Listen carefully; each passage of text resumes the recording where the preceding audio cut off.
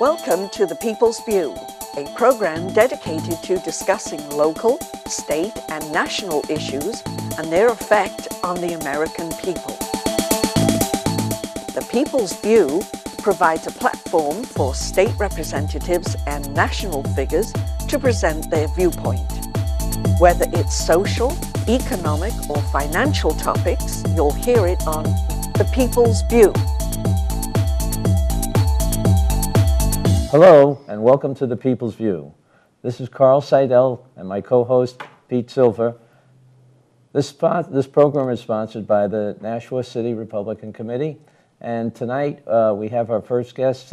It'll be the editorial page editor, Nick Pappas. Nick, welcome aboard. Thank you, Carl. Thank you for Thank you, Pete. Nice to be here. Can you tell the people about the process in the editorial board? How do you come up with your editorials, and how do you choose your... Okay. Basically, usually on Tuesdays, we have a weekly meeting of the editorial board. The editorial board consists of publisher Terry Williams, Phil Kincaid, who's our executive managing editor, Jonathan Van Fleet, who's the managing editor for content, Shana Hoke, who handles our digital media, and myself. We ordinarily meet on Tuesdays at 11 o'clock in the morning. And I'll prep for that meeting. During the course of the week, as I go through the papers, I keep a notebook and I'll just jot down headlines, ideas for things that we may want to, consider taking an editorial stand on during the course of the week. And I'll type those up onto a sheet, usually about a half a dozen to 8 ideas, and we'll go into the meeting and we'll throw them out on the table and kick them around, and some of these will ultimately end up being editorials. Some of them will not. Some will just get dated and replaced by newer things as they come up. And if we can reach a consensus, then we'll do the editorial. And if we can't, then we'll ordinarily just leave it alone and go on to something else. How do you decide who writes the particular editorial? The sequence is pretty much, I write most of them during the week. On Saturdays, we run a guest editorial primarily from one of the other New Hampshire papers. On Sunday, Phil Kincaid, the executive managing editor, ordinarily writes, and for Monday, there's a rotation among the other members on the board. So, though it's not etched in stone, I'm usually writing Tuesday through Friday. But that can change during times of the year. So it's not by subject, it's just by day? Yeah, pretty much so. I mean, as the editorial page editor, a staff of one, it's pretty much mine. So I get to do most of the editorials and pick out the cartoons and the columns and deal with the letters to the editor and put the page together. It's interesting because I don't always get the same perspective that it's the same writer that might be writing that. Is that sometimes a challenge? I don't know. Sometimes that's a good thing. It's interesting sometimes to see the the comments at the end of some of the on the online editorials. And, someone will pipe in, there must be somebody new on the editorial board, and I'm saying, well, not really, but sometimes it must seem that way. Well, I think that was interesting during the election. Because for the first time since I've been up here, it seems like you had a more balanced way of looking at some of the candidates that you endorsed. Yeah, it's a little more of a challenge for us, and I'll explain why. I mean, there's certain papers in the state, daily newspapers in the state, that pretty much know who they're going to endorse in the context of an election. People will disagree where the Telegraph stands, on the ideological spectrum. There are people who think that we're a liberal rag. There are people who think that we're a conservative newspaper. I guess it depends on how often you check in and what the topic is and what your perception is. I've been with the paper for about 23 years now, but I've only been involved with the editorial board for probably about 10. And as the opinion page editor for, I think it's 5 years now. And during that time, we've endorsed both. We try to look at the candidates in these races independently. We try not to look at it through a particular lens. I think it makes it harder. I mean, it'd be a lot easier for us to endorse Democrats or Republicans. But it changes the conversation a little bit. And going into this one, because of everything that happened in we feel is kind of the dysfunction in Washington and, occasionally in Concord as well. I know it's hard to believe. We made bipartisanship and looking at people closely in terms of whether we felt that they could work with members of the other party, to compromise when need be. When a decision has to be made one way or the other, that they can work with the other party, and that essentially kind of steered us through these races. Now, in some cases, it was very, very close. And like I said, I've been doing this for a while now, and this year was a challenge. In a number of races, including some of our state senate races as well. And and as you would anticipate, we didn't always, all five of us didn't always agree. We tried not to do it by vote, because I'm not sure it makes sense to endorse someone by a 3-2 vote of the editorial board. I actually saw a paper, I think it was in Texas, that was doing some research, and they were doing a summary of their endorsements, and they made that point. We endorsed this person 3-2 or whatever. And it just didn't seem to make sense to me. Game day. So we try, so we try to do it by consensus. So we try to, get to some kind of an agreement, and we did. And in this case, some of them took a little longer than others. And well, it did look like it, almost like well, 2 of these and 2 of these. Yeah, and we get criticized for that. And there were people who, there were readers who feel that, that was purely by design, that. We decided that we were going to endorse an equal number of Republicans and an equal number of Democrats, and the logic would just take us from one to the other, and that really wasn't the case. I think we probably did endorse more Republicans this time than we ordinarily do, but I think that just might have been a function of the debate and a function of the times and a function of the candidates who happened to be running. With the letter to the editor. How many do you keep track? How many of those you get a week? How many come in? It varies. As you would anticipate, leading up to the election, we were inundated. Okay, and a lot of them are, from our circulation area, from our readership area, which obviously get first priority. But we obviously get a lot from all over the state. We get them from around the country. It's difficult when you get into the election season, just because of the sheer volume. And also because of the fact that, you get a pretty good percentage of what we call turf, which is basically, letters that are not really original, that are, you can go to various websites and they'll give you the talking points or whatever. So I tried to be very, careful in the context of selecting letters, not to do that. It's a time-consuming process. Essentially, you're taking sometimes you can tell when you read it, when it looks like it's pretty much just, one talking point after another, and you can just take a sentence and just plug it into Google and find that there's 20 other ones, that are out there. And so we didn't run those. I'm not saying none of them got through, but we made a conscious effort, not to run things that were either part of a party machine or, were generated in that fashion. But it's, when you weed through them, Carl and I would go through the same thing as legislators, that you would, when you get a boilerplate email, I wouldn't even read it. But if I could tell it was from, Joe Jones at on my street or near me, then I would read the thing. Sure.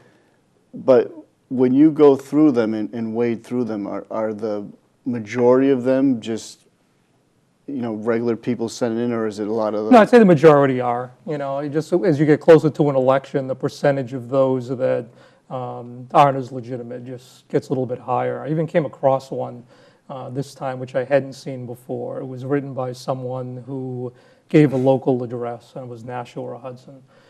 And, as I just explained to you, so I took a section of the, sentence that looked like it might be, just reproduced elsewhere and ran it through. And it came up about 10 different times in different newspapers under a different name.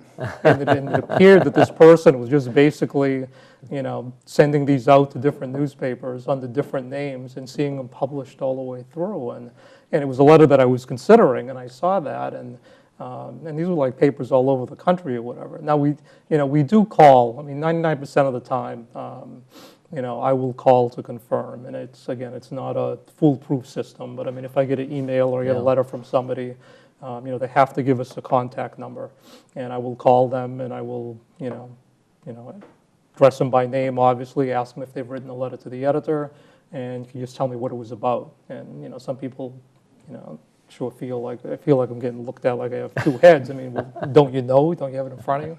But it's just really part of a confirmation process. And 99 times out of 100, everything's fine. And the other advantage of calling is that they get an indication that it's going to be in the paper in the next day or two.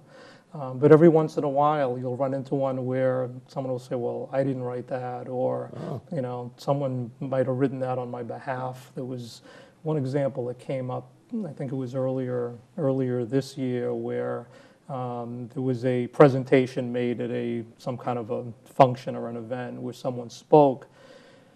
And I received a letter to the editor in that person's name on, I guess, that particular topic. And I called the person, and he was very surprised because it wasn't him. He didn't write it. It was written on behalf by, I think, maybe perhaps one of the organizers of the event or whatever. But he wasn't aware that the letter was even going to be sent. So, sometimes you wonder, is it is it worth putting the extra time into doing this and leaving messages and sending emails or whatever? But half a dozen times during the year it pays off. Or someone changes their mind and says, oh, I'm so glad you called, please don't run that letter. I was ticked off at something, and I'm venting, and I never thought you'd use it. I hit send. I'm saying, well, I'm kind of glad that I called and reached you. Otherwise, it would have been in the paper, because we make a presumption when you send something to us that you do want it published. Otherwise, what's the point? Well, you put more of the letters, too, on your website. No, just the same. The ones that run in the paper run on the website. I mean, we may get to a point someday where letters that don't make it into the paper or whatever, we can do that, but they still... That means a lot more checking. They still have to, it's still the same amount of work. You still have to edit more letters. And it's probably a big part of your readership, though, letters head. Absolutely, yeah, it really is. I think we get more comments on, more comments and reactions sometimes to letters than we do to the editorials and the, in the op-eds that we run in the paper. So with that tool, did you guys see what was coming in this election? Could you have predicted that? I guess I'm saying statewide. I don't know. Especially Nashua. That's a good question. I don't know. I mean, because of where we are, in the state geographically, and I guess politically to a certain degree, and I think most people would, and you guys might not, but most people would think that we're either center or center left. Speaking really generally here. And a lot of the letters we get reflect that. I mean, we probably get more letters that I would put into that category than we get from from center right. Not by a lot, but I think there's, and I think during the election, I think it was reflected, in the letters that we received. I mean, in the weeks leading up to the election, last 2 or 3 weeks, and on the Sunday before, when we kind of opened up another page to run more of them. I mean, I tried to run letters in most of the major races, for both candidates. And in some cases I was able to do that, but when we were getting into some of the Senate races or whatever, in some cases I didn't have any letters, advocating for the Republican candidate, for example. And if we don't have them, obviously we can't run them. But no, I'm not, I mean, I guess the general answer to your question in terms of, did we see this coming? I mean, I certainly didn't to the degree. I mean, I think politics is a lot like a pendulum, and given it had swung so far over last time, I mean, I certainly anticipated that it would swing back. I'm not sure, at least as far as the House goes, that I thought it was going to swing back quite that far. And I'm presuming you guys probably didn't either. That's a bit of surprise, and the amount of people that registered the last day of the election was the biggest surprise to me. Was it? 15% in the state, which is really something. And the concern, I guess, we might have is there's no real way of checking ahead of time whether they're all valid. Now, you assume that people are coming in and they're When showing you mean an when you address. register at the polls Yeah, or whatever, whatever the process. Because the is process about. is when you do register before the election, Right. they send a card out, and if it comes back, you know, no, not at that address or Right. something like that, that's one way of Yeah, checking. and you obviously can't do that when you're registering That's at the right. polls. And the information doesn't become available, I guess, actually until December 15th. Is that the date? I think that's the date. Is it? I'm not sure. I had one other question Yeah, for you, sure. though, on the op-eds. Yes. You get a lot of those that you aren't able to use, or do you just use more? I think referring to the guest commentaries, the Yeah. local ones we get. We get a pretty good amount of those, not as many as we get letters, obviously. I mean, during the course of the week, we tend to run the syndicated column. I mean, 6 days a week we have one page, and on Sunday we have two. And on Sundays, when we have the second page, I try to run 3 what we call guest commentaries, that are pieces that are written by lawmakers like yourselves, public policy people, readers sometimes who want to go beyond the 250-word limit of letters to the editor. We ran one from, I think last week we ran guest commentaries from Chris Williams at the Chamber and Mackenzie with the AFL-CIO. They're all over the transom. I mean, I really don't go out and solicit. So over the course of a week, we may get half a dozen or more, depending on what it is. Some national, some state. We certainly give more attention to things that aren't coming in from Washington or California or something like that. And they can be a little bit longer. They can be up to 700 words or so. And I just try to reflect when I can. If we're going to run 3 on a given day, just if they're political, just different philosophies. So we're not running all liberal or all conservative. And with letters to the editor, I try to do that as well. I try not to run all letters that reflect the same thought think you get a process, mix, if you will, yeah. because we do get a mix, and we try. I also try not to run the same 3 letters on the same topic on a given day or whatever, or even 2 where one might undermine the other one. I try to give them their own space and allow readers to either respond with letters to the editor or respond with online comments afterward. Well, tell us a little bit about the future of the newspaper. Oh, there's a good question. How about that? I mean, things are changing for all newspapers, and the digital age is here. And the whole newspaper industry is in a state of flux, I think, similar to what's happened in other industries, whether you're the travel industry or used to make film like Polaroid or whatever. I mean, things have been changing for quite a while now, and I think newspapers are still struggling to come up with a business model that supports what they've always done. And before, between retail ads and classified ads, I remember the Sunday papers were the back 40 pages of the paper were basically just ads, and now the paper really is 40 pages, period. And not just. I mean, you can see all newspapers have gotten smaller, even the major metro dailies or whatever. I mean, their circulation is actually percentage-wise has probably fallen even greater. I mean, it's clearly, going, in a digital direction. I mean, people ask me a lot. I mean, do I think that, the print newspaper is going to disappear? And I certainly hope not in my lifetime. While I certainly spend a lot of time reading news items online, I still like the whole newspaper, which is probably a generational thing. It is. But I mean, my 2 daughters grew up in a household where there were a minimum of like 3 or 4 newspapers in the house every day. And unless they were checking to see the time of a movie or someone they know was in the newspaper or whatever, they never looked at any of them. Okay, and and I think that's reflective of certainly, and I think that's even more the case now. I think what's happening is that newspapers, I think, are just trying to find a way to generate income, in some cases through other fashions. I mean, we've gotten more involved in doing events. We just did the Nashua 50, as you know. We sponsor, kind of a car show every summer on our property. We're doing, Wicked Wine and Brew Fest. I mean, we're doing different things to try to generate some of the income that we used to get just purely through ads in the paper, so we can continue to do the journalism that we all hold dear and we think is important to a community.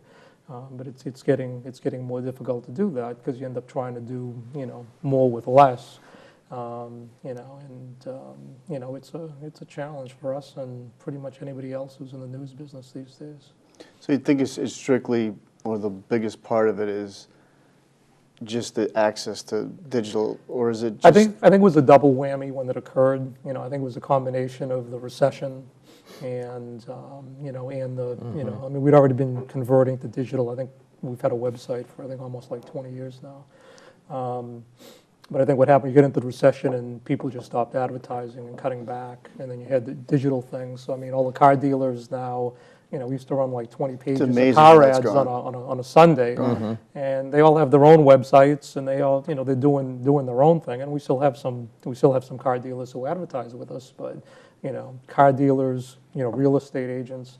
We used to run, like most newspapers, 3 really fat sections on Sunday. One of jobs, one of real estate, and one of help wanted, and those are all pretty much gone. And they may have started to go initially because of the recession, but I think that the combination of those two things is, it's reached a point where I don't think anyone expects that's gonna come back. And that was a major part of the. Those classified sections were a major part of the advertising base for newspapers across the country. So you got to try to find revenue elsewhere, and some papers are doing it through events and paywalls on their websites and selling digital subscriptions and things of that sort. But the transition from getting all your revenue from print and moving that online it's just a long process. I mean, I think the industry standard, as recently as 4 or 5 years ago, was that 20% a year there's going to be an increase in revenue online or whatever, and even that, from what I'm reading, is slowed to a certain degree. And that's going to be national. That's not just. Oh yeah, no, I'm talking national now. I'm not just talking about us. In some cases, like I said, it's even more of a challenge for some of the major metros than it is for some of the smaller papers like ourselves. But well, again, I think it's the local stuff that keeps people interested in what you're digging up. Does special subscriptions seem to work for that, or special subscriptions? Well, you're saying you sell special digital subscriptions. No, yeah, I mean, we've been doing that for a while. Right. I mean, I don't know what the numbers are on that. I mean, it's sometimes, to a certain degree, we used to always get, when people retire or they go to Florida for the summer or whatever, we used to have mail subscriptions, so they get the paper like 3 days later, or they'd all show up like 4 days later at the same time, depending on the mailing process. But now some of these people can, just get an online subscription, and they can be more current, and they can just follow the local news in the paper. Because even when you move, when people move out of here temporarily or permanently, you still want to be in touch. You still want to touch base with obituaries and things of that sort, and know what's going on in your community. And what's happened to us is as the paper's gotten smaller, obviously the proportion of local news to national, international news has changed. And and we hear from our readers periodically that they, not that they don't like the local, but where's the national story? I mean, we've been running, over time, the bar for a national or international story to get on the front page of our paper has just gotten higher and higher, because I think the expectation is that we're a local newspaper. That's what our bread and butter is. People can find out what's going nationally, instantaneously, on the web online. And so, basically all the local news goes in first, and then if there's additional room left, we'll try to get in some national and international news. But, there's less of that, and, less than I would like as well. I mean, I'm a political junkie to a certain degree, and, you want to be able to, in your community that there's an interest beyond what's going on in your backyard. We're just not in the same position we were 10 years ago to be able to do both. And it obviously wouldn't make sense to turn the paper into a national, international newspaper as opposed to a local one. It's just amazing. When I came to Nashua in 1987, and I worked for Coronis Landscaping, and so I came here. Remember them? Yes, I do. And I was running the construction end of it. Just you know, he did mostly maintenance, but all the construction jobs is what I ran, and so I came up here. I had a two-way radio. I had at the time, it wasn't a cell phone, it was a mobile phone that was mounted in the truck, and a pager. Yeah. And I said to Lawrence Coronis, who owned it, I said, so what am I going to do, give mouth-to-mouth to a tree? I mean, why do they need me so bad? I'm a landscaper, for God's sake. And that's what we've become. It's just, I still like going out to the mailbox and getting a newspaper. And my kids are the same way. Other than one of them is a puzzle junkie. Yeah. So she would, because of her grandfather, do the crossword and the Sudoku thing. But the kids don't read it. No, no, they don't. You know, but it, you know, I'm starting to see like surveys and studies or whatever that, because the fear is that the young people just get disengaged in public policy and all those things. And you know, I'm seeing things online now that's not necessarily the case. They're just getting it, you know, through mobile phones, through their computers, but they're not doing it. They're not doing it through print. So, you know, I mean, given that some newspapers in the country have already either cut back on the production levels or have gone digital entirely, you know, which is, I mean, to me personally as a newspaper reader or whatever, I find pretty frightening. You know, 25 years from now, 50 years from now, I mean, I don't know. It's going to be different. I don't think, you know, we may get to a point to where it is all online. I mean, the same thing's happening in the book industry. And Yeah, look at that. I mean, that's the change, prospect of going to a bookstore without picking up a book, you know, would kill me. But you know, with being able to, you know, get, you know, electronic versions of this now and stuff like that, you know, books, magazines, pretty much what you want. You know, it gets you thinking in terms of, you know, down the line, you know, whether the print version of newspapers and magazines and, you know, arguably even books are still gonna be there. But that's something I don't think I'm gonna have to worry about. Hopefully. So, well, good luck on figuring out what the future is going to be. It sounds interesting, and perhaps we can have you back again later in the year, especially before the next election, and see what your projections might be. Sure. Well, thank you very much for having me. Thank you very much. Thanks for coming in, Nick. You're welcome. Good talking with you. And thank you for listening to us. This is the People's View, sponsored by the Nashua Republican City Committee. And if you want to find out more about our meetings and other activities, just go to nashuagop.org. That's our website, and it'll tell you a lot more about us. And thank you very much for listening. And thank you for coming again, Nick. You're welcome. Thanks, Thank you very much.